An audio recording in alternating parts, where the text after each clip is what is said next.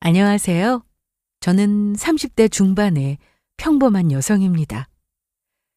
제 인생에서 가장 큰 행운이 뭐였냐고 누군가 묻는다면 주저없이 저는 지금의 남편을 만난 거라고 대답할 것 같아요. 8살이나 차이가 나는 연상 남편이라 그런지 처음에는 걱정도 많았지만 시간이 지날수록 그 나이 차이가 제게는 오히려 든든한 버팀목처럼 느껴졌습니다. 남편은 언제나 저를 믿어주고 어리다고 무시하지도 않았고 한결같이 제 편이 되어주는 사람이었어요. 그런 남편 덕분에 저는 어려운 집안 형편이나 제 과거에 대해서 부끄러워하지 않아도 되겠구나 안심도 됐었고요. 사실 저는 어린 시절부터 보육원에서 자랐어요. 친가 쪽이건 외가 쪽이건 어느 누구 하나 제대로 돌봐줄 수 없을 만큼 복잡한 사정이 있었고요. 그러다 보니 사람들 눈엔 늘 사연 있는 여자로 보였을지도 모르겠습니다. 시댁 식구들, 특히 시어머니랑 시누이는 그런 제 과거를 알게 된 순간부터는 제게 유독 냉랭하게 대하셨어요. 남편이 있는 자리에서는 예의 차리는 척 저를 신경 써주는 듯 하지만 남편이 없을 때면 꼭 제 속을 긁는 말들을 하고는 하셨죠. 우리 아들이 워낙 착해서 그렇지 요즘 부모 없이 자란 며느리 거두기가 어디 쉽나. 어리니까 아직 세상 물정을 몰라도 한참 모르지. 이런 말들이라고 할까요? 처음에는 그냥 흘려들으려고 했습니다. 나이 어린 며느리라고 무시당하는 것도 보육원 출신이라고 뒷말 듣는 것도 제 인생이야 워낙 기고하니 받아들이고 다 이해하려고 했어요. 남편에게 이런 제 속사정을 이야기할까 계속 고민만 하고 있다가 결국엔 머리채까지 뜯기게 되는 일이 일어나고야 말았습니다. 이런 일이 일어날 거라곤 누가 상상이나 했겠어요? 근데 꼬리가 길면 밟힌다고 해야 하나요? 마침 저희 집 홈캠에 그날의 일들이 고스란히 저장되어 있었어요. 그날의 영상을 진실을 밝히기로 마음먹은 거죠. 해당 영상을 제가 어떻게 보여주게 되었는지와 그 후로의 이야기 지금부터 들려드릴게요. 남편은 현재 대기업에 다니고 있습니다. 직급도 꽤 있는 편이라 회사에서나 사회적으로나 인정받는 위치에 있고 연봉도 제법 높아요. 반면에 저는 남편만큼 대단한 회사에 다니는 건 아니에요. 솔직히 말하면 그냥 중소기업에 격리로 일하고 있습니다. 남편에 비하면 하찮아 보이고 제 직업을 두고 뭐라 할 사람들도 꽤 많겠지만 저는 제 일을 좋아하고 또 자부심을 가지며 일하고 있어요. 그런 저를 남편은 항상 응원해 줬고요. 그런데 시댁 식구들은 남편과 같은 마음은 아니셨던 것 같아요. 제가 어릴 적부터 보육원에서 자랐다는 이야기를 들으신 뒤로 시어머니와 시누이는 대놓고 싫은 내색을 하기 시작하셨어요. 처음엔 그냥 불편한 기류만 느껴질 정도였는데 점점 말투도 눈빛도 행동도 달라지시더라고요. 아무리 착하다 한들 부모 없이 자란 애들은 다 티가 나는데 직업도 우리 오빠랑 비길 게 안 되지 않나. 오빠 눈 낮은 건 알았지만 이 정도일 줄은 몰랐네. 이런 말들을 아무렇지 않게 저 들으라는 식으로 이야기했던 적들도 많았고 들릴 듯 안 들릴 듯 둘만 이야기하면서 눈치를 준 적도 많았습니다. 하지만 들으면서도 그냥 참았어요. 어차피 남편은 저만 봐줬고 또 항상 제 편이 되어줬기 때문에 이렇게 가족 모임에서만 잠깐 불편하고 말 테니 그냥 넘어가고 싶었습니다.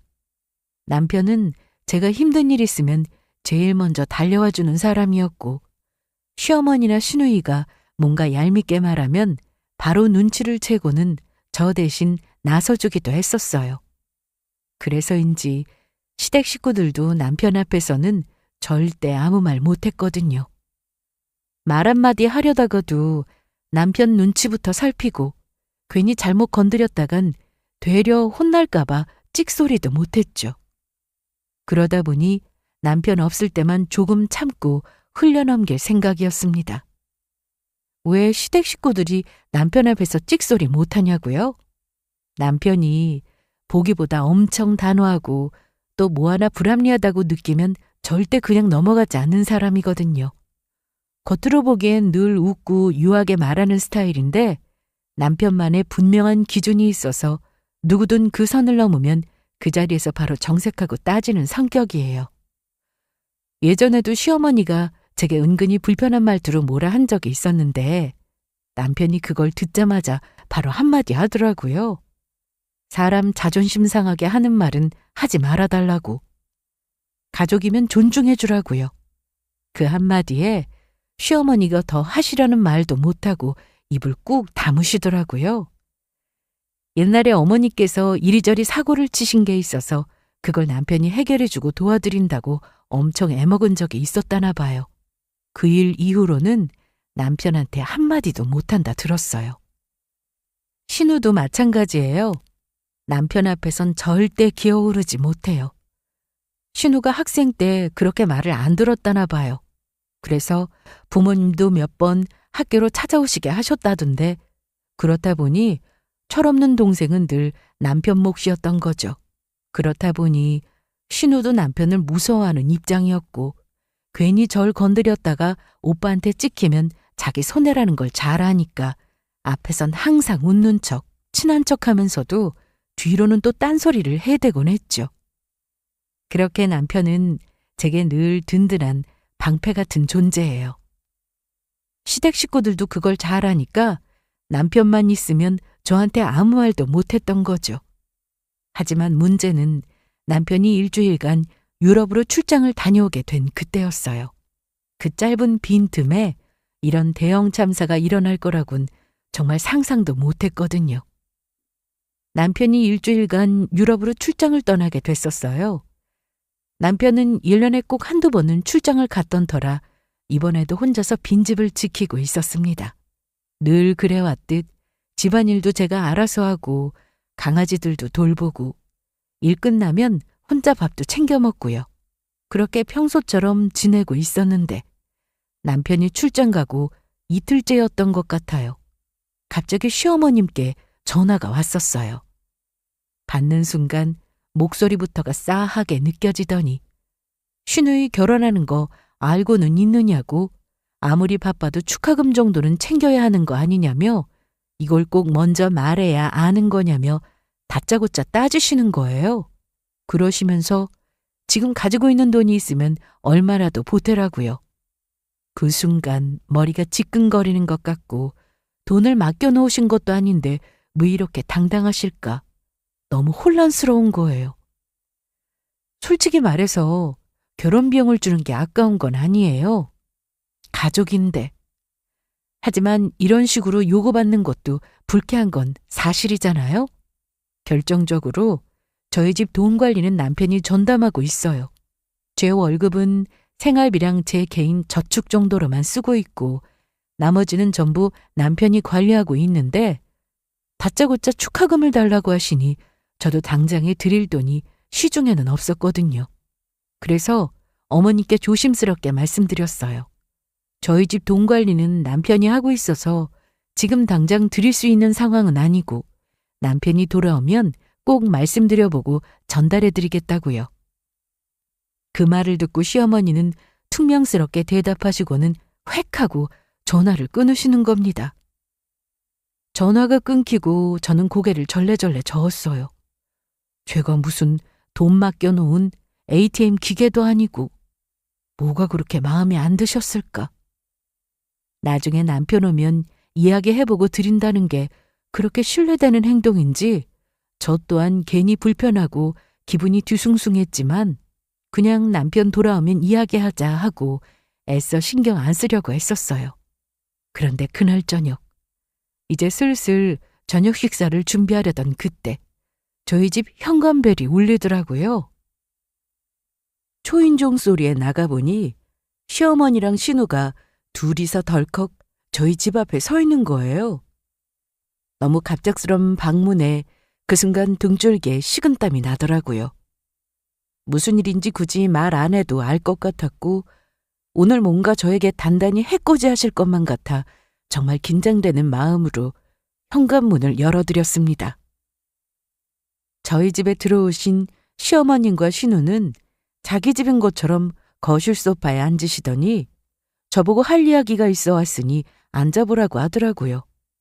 무슨 일인가 싶어 저는 연신 눈알만 굴리며 소파에 같이 앉았습니다.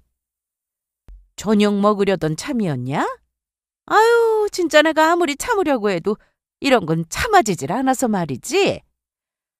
아니, 아무리 생각해도 얼굴 보고 이야기 안 하면 오늘 밤 잠이 안 올 것 같아서 당장에 찾아왔다. 이게 말이 되는 일이냐? 결혼이 코앞인데 우리 애린이한테 축하금 한 푼 안 준다는 게? 하다못해 말이라도 먼저 꺼내야 한 거 아니냐고. 내가 먼저 연락 안 했으면 입 싹 닫고 그냥 지나가려 했지 너?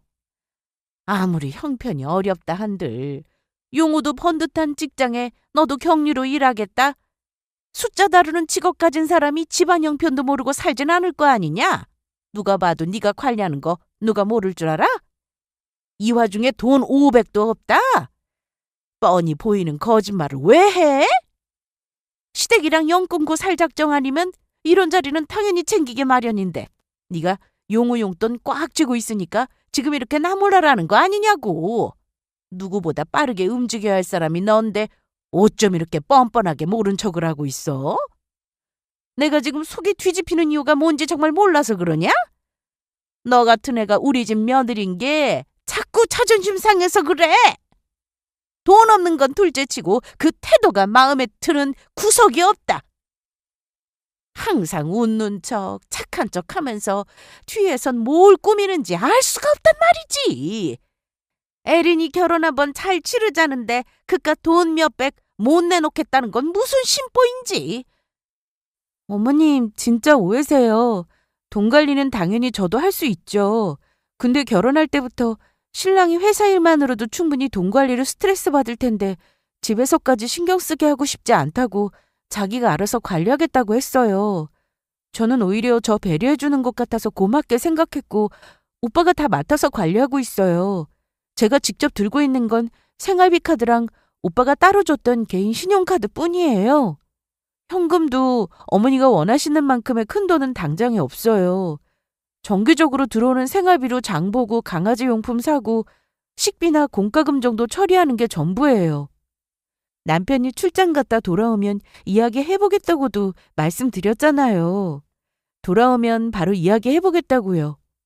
제가 결혼자금을 드리고 싶지 않았던 게 아니라 이것도 오빠랑 상의는 해봐야 할 일이잖아요. 이야기해보고 드릴 수 있으면 당연히 드려야죠.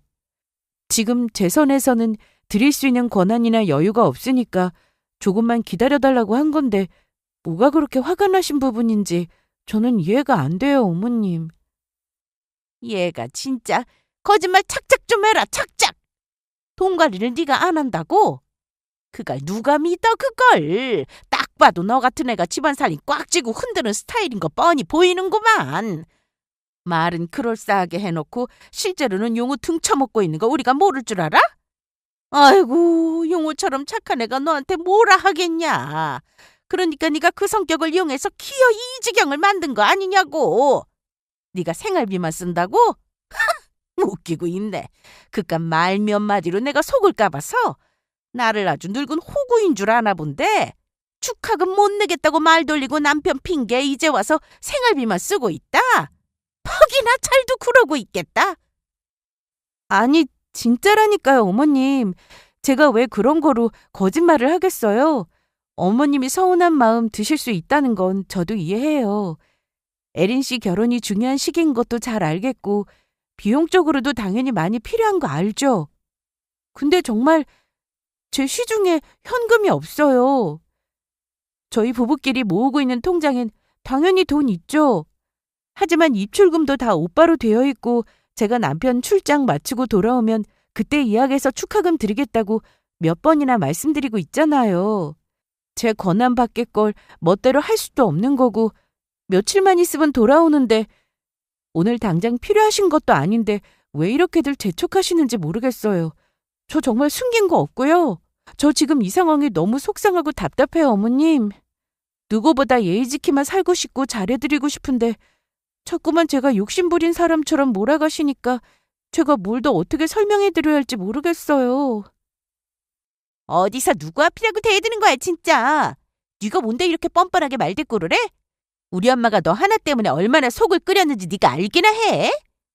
그런 주제에 말끝마다 억울하다 속상하다. 누가 지금 네 감정 궁금하대? 네 신세 불쌍해서 한 번도 대놓고 뭐라 한 적도 없는데 고마워하기는커녕 대들기나 하고 있고 아까부터 계속 이 핑계 저 핑계 대면서 빠져나가려고만 하고 있잖아. 우리가 날 어떻게 받아줬는데 네가 이런 식으로 나올 수 있어? 딱 봐도 네 속셈 뻔히 보여. 오빠 돈 지고 네 마음대로 하려고 그런 거잖아. 솔직하게 말만 하면 끝날 일을 질질 끌고 있는 게 누군데 그래? 오히려 우리 엄마를 가해자 만드는 거 진짜 양심 없는 거 아니야? 끝까지 거짓말로 버텨보겠다는 거잖아. 두 분 정말 왜 그러세요? 저 정말로 그런 마음 단 한 번도 품은 적 없어요. 남편이 챙겨야 할 건 남편이 챙긴다고 했고 저는 그냥 주어진 범위 안에서 생활했을 뿐이라고요. 숨긴 것도 없고 감춘 것도 없고. 아니 왜 제가 숨기겠어요? 무슨 이유로요? 제가 지금 몇 번을 말씀드리고 있는 건지 모르겠는데 남편 돌아오면 상의하고 바로 드릴게요. 드린다고요. 정말 저도 너무 답답하고 억울해서 힘들어요. 왜 자꾸 저를 이런 식으로 몰아세우시는 거예요? 오빠 능력보다 당연히 제가 한없이 부족해 보이고 만족 안 되시는 거 이해하고 저도 인정해요. 근데 없는 죄까지 뒤집어 씌우시는 건 정말 아닌 것 같아요. 오빠 돌아오면 말씀드릴 테니까 오늘은 그만 돌아가 주세요.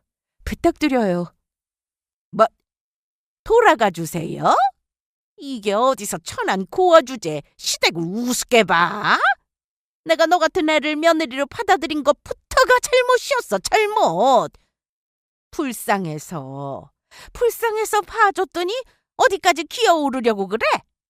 집안도 없는 게, 배운 것도 없는 게, 뭐 하나 제대로 갖춘 것도 없으면서 당당하게 입을 놀려? 부족하고 만족 안 되는 거 알면 왜 기어들어왔어, 왜? 네가 우리 용우랑 결혼한 거 지금도 후회돼 죽겠어. 애초에 우리가 눈 딱 감고 받아준 걸 고맙게 생각했어야지. 어디서 배운 것도 없이 요령만 늘어서 그깟 눈물 조금 흘린다고 우리가 마음이라도 흔들릴까 봐. 내가 너 말로 해서는 안 될 줄 알았어. 내가 정신 번쩍 들게 해줘야 정신을 차리지. 네가 뭔데 우리 집안을 망쳐? 네가 뭔데? 우리 용우 옆에 설 자격도 없는 애가 어디서 굴러들어와서 집안 분위기를 이렇게 만들어? 어? 어머님 진정하세요. 어머님! 이거 놓고 말씀하세요. 어머니!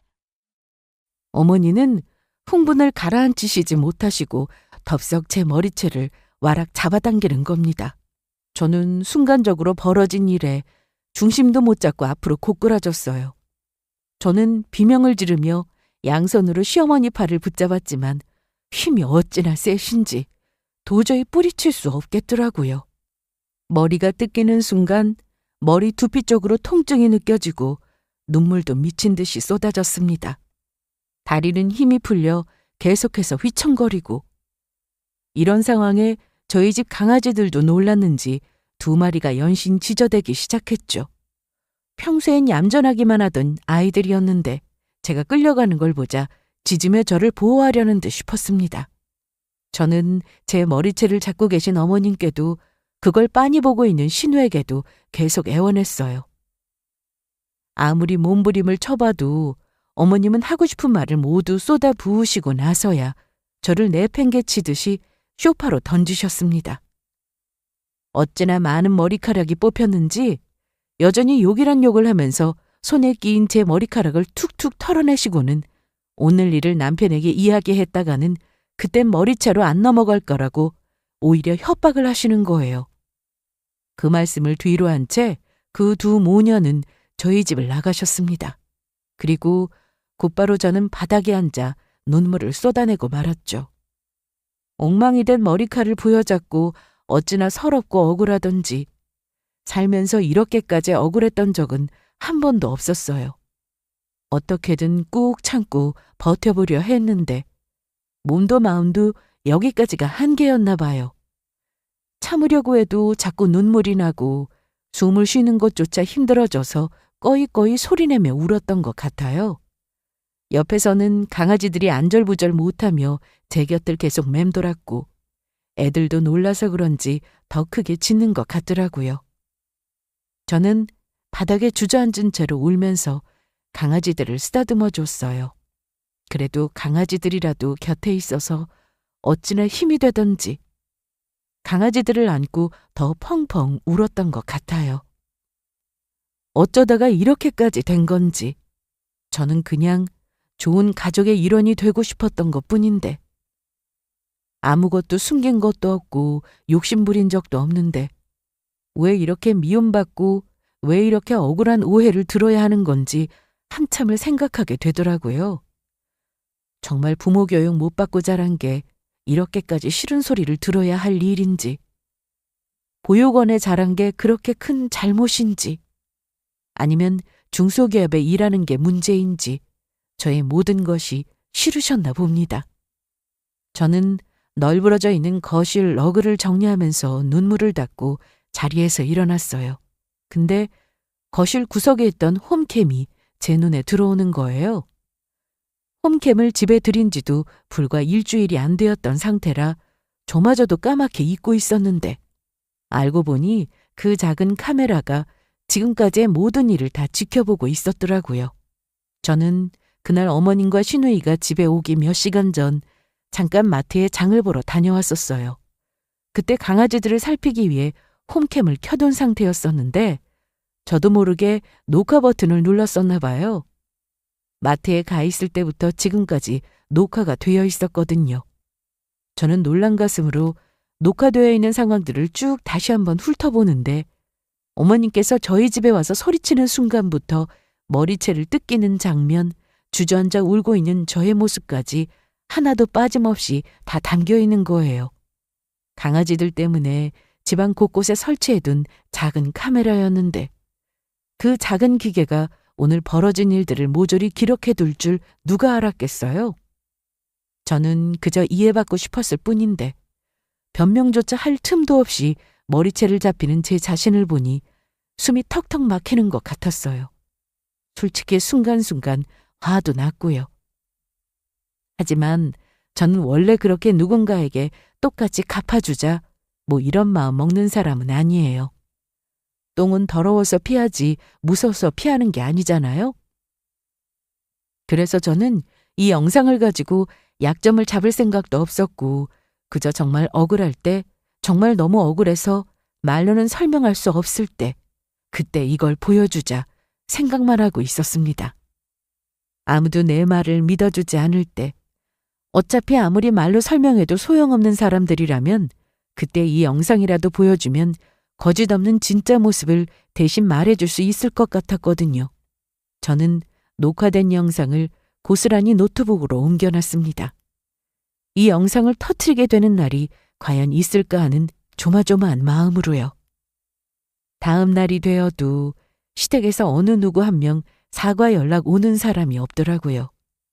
당연히 사과를 기대했던 것도 아니었지만 아무 일도 없었다는 듯이 지내는 게 제가 꼭 투명인간이 된 것 같았어요. 두 사람 모두 평소처럼 단톡방에 메시지를 올리고 가족 단체 채팅에 서로 재밌다는 듯 웃는 이야기들도 던지고 그날 저녁 집에 들이닥쳐서 제 머리채를 잡았던 사람이 맞나 싶을 정도로 너무 태연했습니다. 저는 멍하니 그걸 바라보면서도 도저히 뭐라 반응할 수가 없겠더라고요. 그날 있었던 일이 너무 비현실적이라 계속 꿈인가 현실인가 싶을 때도 있었어요. 정말 그런 말을 들었었나, 정말 머리채를 잡혔었나 생각해도 자꾸 머릿속에 멍해지더라고요. 거울을 보면 머릿결이 상해 있는 게 보이고 어깨며 팔이며 몸 여기저기가 결리고 팔 쪽은 멍까지 들어있었습니다. 그게 저에게 일어났던 일이라는 게 믿기질 않았어요. 그리고 며칠 뒤 드디어 남편이 출장에서 돌아왔어요. 공항에서 보내온 사진 한 장에 피곤해 보이는 얼굴로 이제 집 간다는 메시지를 받으면서도 저는 그냥 아무렇지 않은 척했어요. 머리채를 잡힌 걸 당장에 말하고 싶은 마음은 굴뚝 같지만 속이 끓고 말 한마디만 꺼내면 주르륵 쏟아지기 일보 직전인 상태였어도 그 말을 꺼내면 남편이 어떤 선택을 할지 너무나도 잘 아니까 저 때문에 단번에 가족과 연을 끊을 수도 있는 사람이라는 걸 알기 때문에 계속 마음에 걸렸어요. 제가 잘못한 건 아니지만 그래도 내가 말을 꺼내는 순간 돌이킬 수 없을지도 모른다는 생각에 한참을 망설여지게 되더라고요. 그래서 일단 지금은 말하지 말자. 자연스럽게 알게 되는 날이 오거나 혹은 제가 말할 수 있는 순간이 오면 그때 이야기하자 하고 조금만 더 묻어두기로 했습니다. 그렇게 마음을 정리한 채 저는 또다시 평소처럼 남편을 맞이했어요. 밥을 차리고 피곤하겠다며 고생했다고 위로도 해주고 아무 일 없었던 사람처럼 그렇게 말이에요. 그 일이 있고 한 달이 흘렀습니다. 아무 일도 없었던 것처럼 시간이 흘렀고 시댁은 여전히 평온했어요. 정확히 말하자면 그날 있었던 일에 대해선 단 한마디 사과도 없고 애초에 그런 일이 없었던 것처럼 모두가 싹 입을 다물고 있었죠. 그렇게 어영부영 지나가던 어느 날 시어머님 생신이 다가온다는 연락이 왔습니다.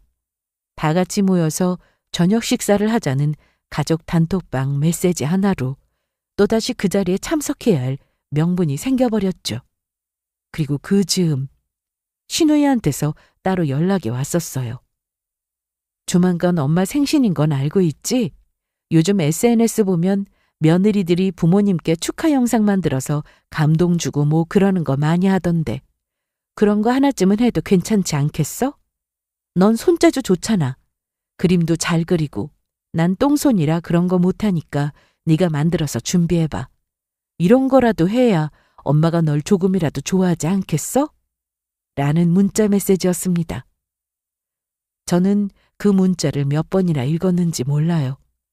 평소처럼 반말에 명령인지 부탁인지 모를 톤에 그리고 그 속에 깔려있는 그날은 잊은 거로 하고 다시 예쁜 며느리 역할이나 해라는 의미가 너무 뻔히 보여서 더 화가 나더라고요. 사실 제가 그림 그리는 걸 아는 건 집안 곳곳에 제가 그려둔 소품들이 많았거든요. 거실 액자며 강아지들 밥그릇 옆에 놓인 작은 일러스트까지 손으로 하나씩 그려서 채워놓은 것들이 있는데 어느 날 신우가 그걸 보더니 은근히 이런 건 잘하네 라고 말한 적도 있었고요.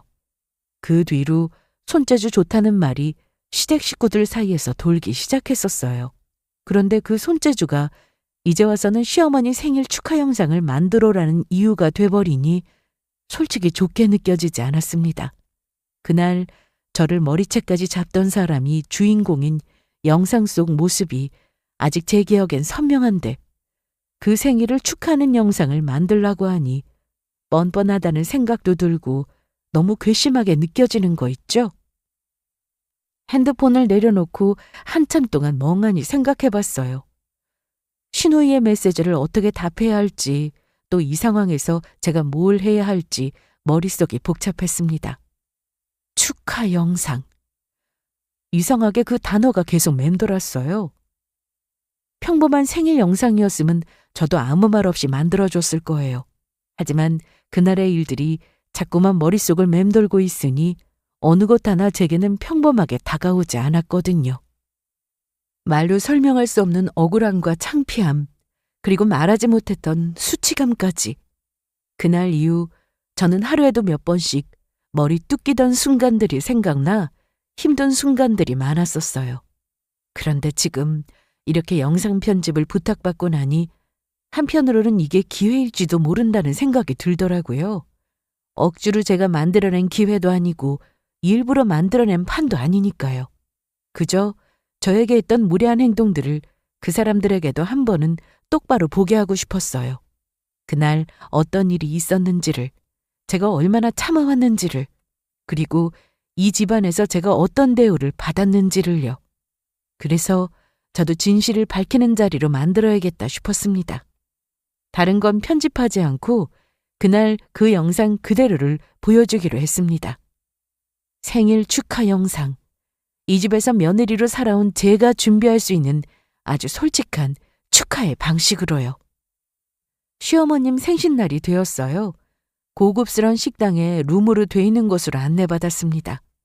식당은 평소에도 돌잔치나 여러 행사를 많이 하던 식당이라 그런지 방 안에서도 영상을 틀어서 볼 수 있게 마련되어 있었어요.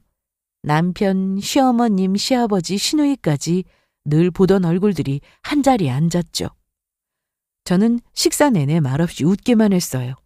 표정 하나하나 조심하면서 괜찮은 척, 아무 일 없던 척. 시어머님은 흐뭇한 얼굴로 상을 바라보시고 시누이는 자꾸 제 눈치를 보더라고요. 영상 준비해왔지? 식사 끝 무렵 시누이가 조용히 제게 물었을 때 저는 고개만 그냥 끄덕였어요. 제가 무슨 생각으로 준비했는지는 아무도 모르겠지만요. 신우는 그럼 지금부터 며느리가 준비해온 영상을 함께 틀어보자며 주의를 집중시켰고 아무것도 모르는 시어머님도 좋다고 박수치고 계시더라고요. 시아버님도 기특하시다며 기대를 잔뜩 하고 계신 게 눈에 보였고요. 남편도 그저 흐뭇하게 저를 바라보고 있었습니다. 남들 다 웃고 기뻐할 때 저만 긴장감에 등에 땀이 나더라고요. 저는 손에 쥔 USB를 천천히 꺼내 들고서는 벽 쪽에 세워져 있던 노트북에 연결했고 영상 폴더를 열고는 그대로 파일을 실행시켰습니다. 어떤 음악도 없고 인사도 없는 시작 영상에 저희 집 거실에서 저만 오로지 비추고 있는 영상이었죠. 처음에는 어리둥절한 분위기였어요. 다들 영상을 잘못 튼 거 아니냐며 웅성웅성 대셨고 시어머님은 그 화면이 어떤 장면인지를 눈치채신 듯 정색하신 채 눈을 커다랗게 뜨고 저만 바라보고 계셨고 시누이는 이게 지금 무슨 장면인가 싶은 눈으로 가늘게 뜨고서 화면을 들여다봤죠. 영상에서는 곧이어 시어머님과 시모가 저희 집으로 들어오는 목소리부터 시작해 소파에서 저에게 삿대질하며 고함을 치는 장면이 모조리 나오고 있었습니다. 그 장면을 보는 가족들 모두 표정이 제각각이었어요. 시아버님과 남편은 놀라 입을 다물지 못하셨고 시모는 놀라셨는지 어버버거리고 계시고 시누이가 제 영상을 끄려고 황급히 일어나는 걸 보고 남편이 제지하는 순간 영상에서는 천한 고아 주제에 시댁을 우습게 봐? 내가 너 같은 애를 며느리로 받아들인 것부터가 잘못이었어, 잘못. 시어머니의 목소리가 그대로 흘러나왔어요. 영상 속 저는 눈물범벅이 된 얼굴로 바닥에 주저앉아 있었고 시어머니는 제 머리채를 쥐고 흔들고 난리가 났었죠.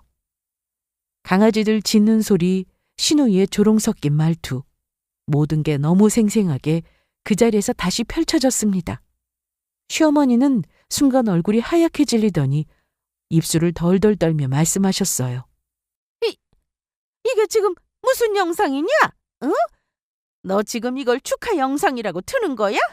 이런 걸 여기서 왜 트는 거야? 이건 도대체 언제 찍은 거야? 누가 몰래 찍으라고 했어? 너 이거 어디다 쓰려고 한 거야? 협박하려는 거야 지금? 이런 식으로 가정 망신을 시켜? 남들 보는 앞에서 이게 무슨 짓이냐고? 네가 얼마나 무서운 애인지 이제야 본색을 드러내는 거냐? 응? 조용히 넘어갔으면 됐을걸. 이걸 이렇게 뒤통수를 쳐? 차라리 할 거면 말로 하지. 꼭 이렇게까지 했어야 속이 시원했니? 시어미 생일을 네가 다 망쳐놨다고. 어머님, 제가 협박하려고 이런 걸 틀었으면 아마 처음부터 다른 태도를 보였을 거예요. 그날 어머님이 저한테 어떤 말씀을 하셨는지 어떤 행동을 하셨는지 그걸 제가 설명하려고 하면 아무도 믿지 않을 거라고 생각했어요. 그래서 있는 그대로 가감없이 그냥 보여드리고 싶었고요. 제 억울함이 이 영상 하나로 해소되길 바라는 마음으로요. 저 정말 아무 잘못도 없는데 머리채나 잡히고 괜한 욕 듣고 그 이후로도 사과 한마디 없이 생일 영상까지 만들어달라고 하시니 이건 복수가 아니라 그날의 일이 어떤 일이었는지를 꼭 보여드리고 싶었어요. 그래야 제가 왜 이런 선택을 했는지 조금이나마 이해하실 것 같아서요. 저 처음부터 이 집에 며느리로 들어올 때 잘하고 싶었어요.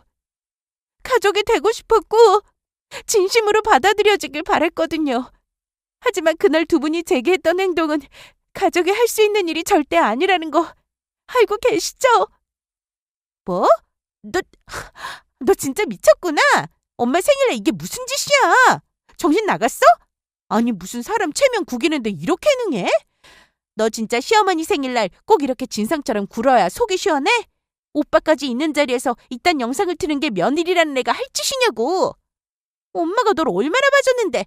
말은 안 했지만 얼마나 참아줬는데 네가 알기나 하냐고. 진짜 싸가지도 이런 싸가지는 처음 보네.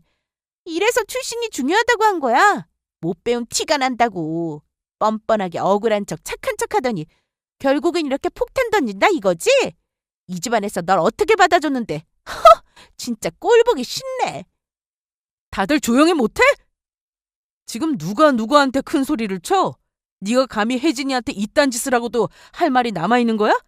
너야말로 싸가지는 어디 밥 말아먹었어? 네가 사람이냐? 네가 말하는 그 출신이 얼마나 너를 낮추게 하는 단어인지 진짜 몰라서 그래? 내 앞에서만 착한 척하면서 잘해주는 척하고 뒤에서 이딴 짓이나 하고 있어? 그리고 엄마! 며느리 머리채 잡는 게 사람이 할 행동이야? 머리채를 잡아? 그걸 지금 이 자리에서 보고도 당당하게 말을 하느냐고. 이건 생일이 아니라 공개 사과를 해야 할 자리야. 나 지금까지 우리 집안 체면 때문에 참고 넘어간 거 진짜 많아. 근데 이건 절대 못 넘어가.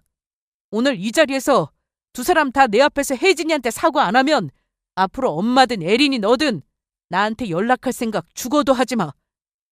우리가 며느리한테 조심해야 할 정도로 제가 그렇게 대단한 애야? 이건 가족 일이잖아. 가족끼리 말 좀 세게 한 것 가지고 이 정도로 난리야? 내가 뭘 그렇게 잘못했는데? 난 그냥 엄마 편 든 것뿐이야. 그날도 내가 먼저 그런 거 아니고 엄마가 하도 속상해해서 같이 가자고 이야기 나왔던 것뿐이고 그 영상?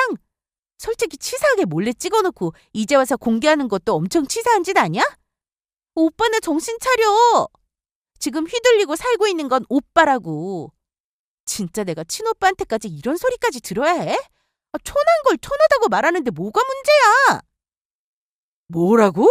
촌해? 이게 보자 하니까 너도 똑같이 뜯겨봐야 정신을 차린다 이거지? 그리고 어디서 큰 소리야? 지금도 네가 잘한 줄 알아? 눈에 뵈는 게 없지?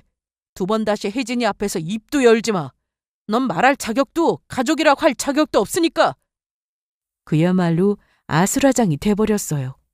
테이블 위에는 아직 먹다 남은 음식이 놓여 있었고 생일 케이크 촛불조차 켜지지 못한 채 그대로였는데 누가 봐도 가족 모임이라고 할 수 없는 전쟁터 같은 분위기가 돼버렸습니다. 시어머니는 당황한 얼굴로 끊임없이 변명을 늘어놓았고 신우이는 끝까지 목소리를 높이며 억울하다며 소리치다 결국 남편에게 저처럼 머리채를 뜯기고야 말았습니다. 정작 그날 저를 향해 어떤 말을 했는지는 어떤 행동을 했는지는 한마디 사과조차 없었고 오히려 마치 피해자인 척 억울하다는 듯 이야기를 하는 겁니다. 이 모습을 보고 있던 시아버님조차도 언성을 높이며 그만들 하라고 소리까지 치셨어요. 워낙에 과묵하시고 조용하신 아버님께서 그렇게 화를 내시는 건 저도 처음 보는 모습이라 저도 토끼눈이 되어 아버님을 쳐다봤었죠. 아버님은 시어머님과 신우에게 당장에 저보고 사과하라고 소리치셨고 두 사람은 입을 우물쭈물하며 씩씩거리고만 있었습니다. 그때 남편은 제 손을 잡더니 그대로 그냥 식당을 나와버렸습니다. 저를 그 불편한 자리에 계속 있게 하는 게 더 싫었던 것인지 그대로 곧장 집으로 향해 버리더라고요.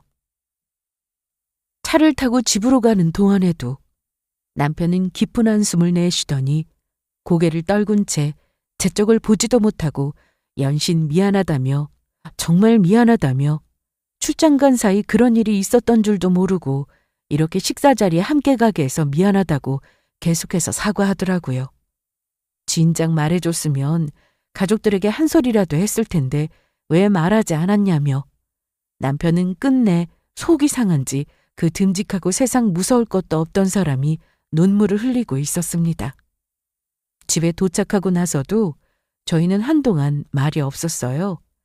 남편은 옷도 갈아입지 않은 채 소파에 앉아 고개만 숙이고 있었고 저는 주방으로 가 물 한 잔을 따라오고 나서야 남편 곁에 걸터 앉았습니다.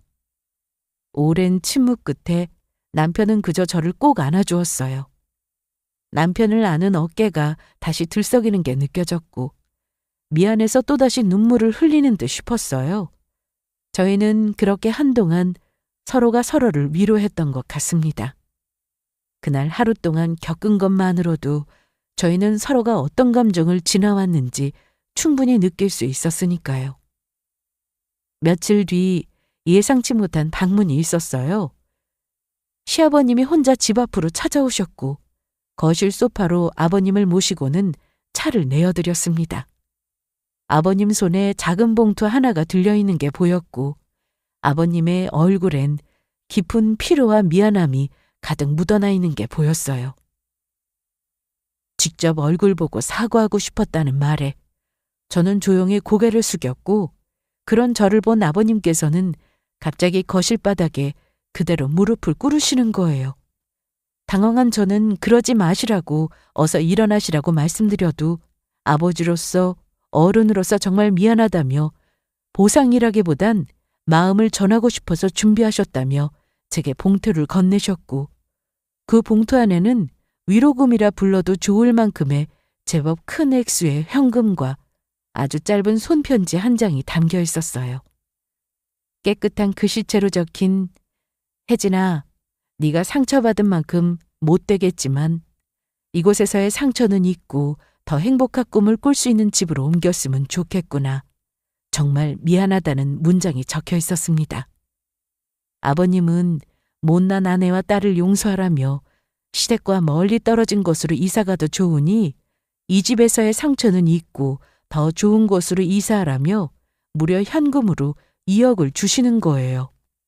너무 큰 액수에 놀란 저는 남편에게도 이 이야기를 전했고 이 돈을 어찌해야 하나 고민하던 그때 며칠 뒤 이번엔 시어머니와 시누이가 시아버지와 함께 저희 집을 다시 찾아오셨어요. 현관문을 열자 두 사람은 고개를 깊게 숙인 채로 서 있었고 그런 두 사람을 향해 아버님은 소리치셨습니다. 두 사람, 이제 어서 말해. 그날 일 미안하다고, 다시는 안 그러겠다고 혜진이 앞에서 당장 사과해. 내가 그렇게 당신을 그토록 오래 봐왔지만 살면서 자기 자식한테조차 손 찍어 마지도 않던 사람이 어디서 며느리한테 그렇게 손을 올려? 그리고 너 에린이, 너도 오빠 부인한테 그런 막말을 퍼부어? 내가 너를 그렇게 가르쳤든? 그동안 참아온 혜진이한테 그런 짓을 하고도 사과 한마디 없이 넘어갈 생각이었던 것 같은데 이제 모두가 안 이상 내가 절대 그렇게는 못 둔다. 당장에 사과해! 어서! 아니, 여보, 그때 나도 너무 속이 상해서 실수로 그런 거야, 실수로. 나도 정신도 없었고. 속이 상하면 남의 머리채를 잡아도 된다는 거야? 말이 되는 소리를 해야지. 이 집안에서 며느리한테 그런 짓을 해놓고 그날 이후로 연락 한 통 없었던 건 뭐야? 사람 하나 무시하고 윽박질러 놓고 생일 핑계대면서 영상까지 만들라고 시켜? 사람이 부끄러운 줄 알아야지. 지금까지는 내가 참았지만 이젠 집안 어른으로서 그리고 아버지로서 절대 그냥 넘기지 않는다. 아빠, 나도 그렇게까지 하려던 건 아니었어요. 그땐 엄마가 너무 흥분해서. 너 조용히 못해! 너는 옆에서 부추기기만 했지. 사례 분별도 못하고 말이야. 처음부터 끝까지 다 보고 들었으면서 뭘 그렇게까지 하려던 게 아니야. 네가 한 말, 행동, 그게 사람이 할 짓이냐? 지금도 억울하다는 표정 짓고 있는 거면 그냥 앞으로 내 딸하지 마라. 아빠 없는 사람으로 살기 싫으면 혜진이 앞에 무릎 꿇고 잘못했다고 말해. 누가 시켜서 하는 게 아니라 사람이면 당연히 해야 하는 일을 왜 이렇게 질질 끌고 있어들? 너도 결혼 자금이랍시고 돈 타령하고 있는 거 다 아는데 이 자리에서 사과 안 하면 땡전 한 푼 안 보태줄 줄 알아. 그리고 다시는 니들 입에서 출신이 어떻고 이딴 말 나오면 그때 나도 너희랑 인연 끊을 것이고 당신도 이 집에서 쫓겨날 줄 알아. 그래. 저, 혜진아, 그날은 내가 좀 심했다. 너무 순간적으로 화가 나니까. 그만 그렇게 됐다. 그날 내가 그랬던 건 나도 사람인지라 감정이 앞섰던 거고, 어쨌든 내가 머리채까지 잡은 건 잘못했어. 사과하마. 미안하다. 앞으로는 그런 일 없도록 하마. 나도 미안해. 그날은 그냥 엄마 편들고 싶었던 것 뿐이었는데 사실 이렇게까지 커질 줄은 몰랐어. 그날 말한 거 영상으로 다시 들으니까 나도 많이 반성했어. 내가 그런 말을 좀 심하게 한 것도 맞더라고. 출신이 어떻고 저떻고. 그런 말 한 건 진심으로 미안해. 앞으로는 그런 말 안 할게. 됐지? 두 사람 모두 말은 했지만 진심이 묻어나는 느낌은 아니긴 했어요.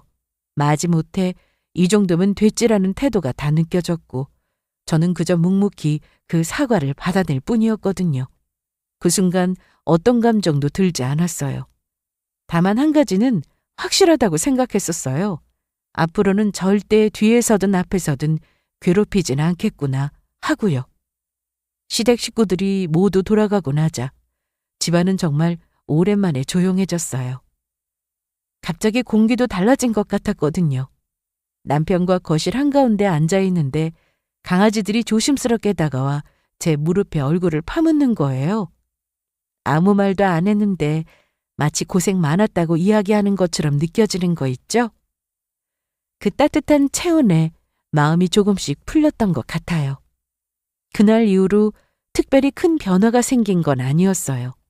다만 남편은 전보다 더 조심스럽게 저리를 살피고 챙겨주려는 게 눈에 보이더라고요.